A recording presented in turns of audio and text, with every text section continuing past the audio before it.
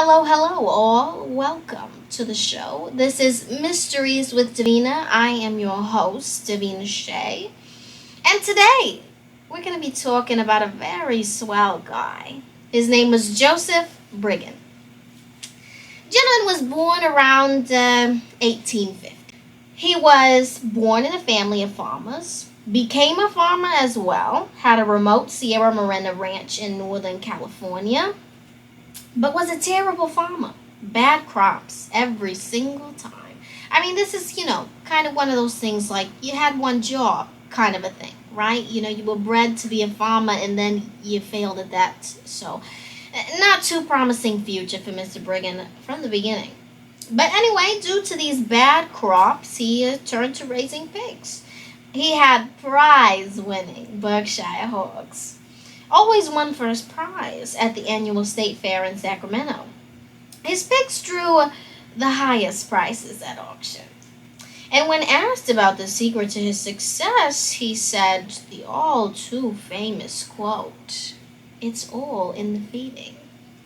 Now, jumping right into it. The murders that Mr. Joseph Briggen committed are said to have occurred from about 1880 to 1902. Briggen claimed it was hard to keep ranch hands, which I imagine it would be if you're killing them. Must be terribly hard to keep them around. So, he routinely made trips to the San Francisco area for years to search for homeless men and transients in the Embarcadero district. He hired these men with the promise of room and board, and they would work for weeks without pay. Are you serious? I mean, farm work, that's hard work. Now, doing that without pay, I'm surprised they lasted as long as they did. But anyway, eventually, like any normal human being would, they would demand pay. And that was when he decided it was time for them to die, of course, naturally. I mean, when somebody asks you for money, what else is there to do but just kill them? I mean, simple. After killing said homeless, transient, whatever you want to call them, shot to death, actually, should I mention. That's how he would murder them. He would chop up their body and feed it to his hogs. Now, doesn't that just want to make you go out and eat some bacon? This was the special diet that was responsible for his prize-winning pigs. But for Briggen, all good things must come to an end. In early 1902, Briggen hired a young man named Stephen Conrad. By this time, Briggen was getting sloppy, May it have been for old age, his health was deteriorating, maybe he needed a new prescription for his glasses, I don't know. But the thing is that when he cleaned up his last murder, he missed a couple of things.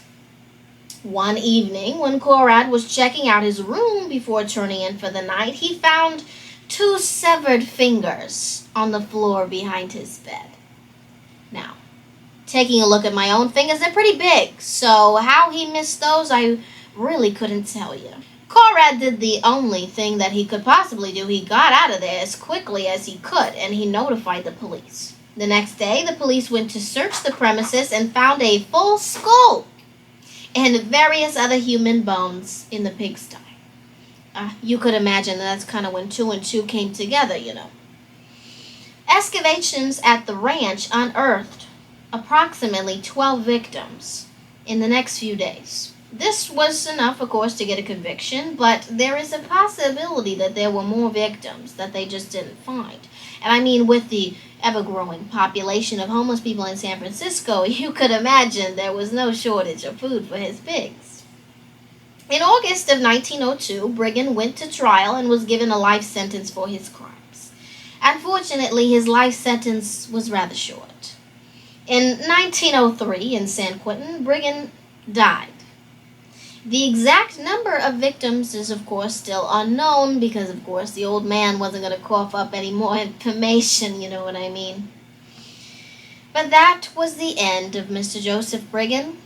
So that wraps up our story for today. I hope you guys enjoyed it. Please don't forget to like, comment your thoughts, and subscribe to the channel if you enjoy this kind of show. Before I leave you, let me leave you with a riddle. A man is found hanging in a room 4 feet off the floor. There is nothing else in the room except for a large puddle of water below him. Police do not see anything the man would have to climb on to hang himself.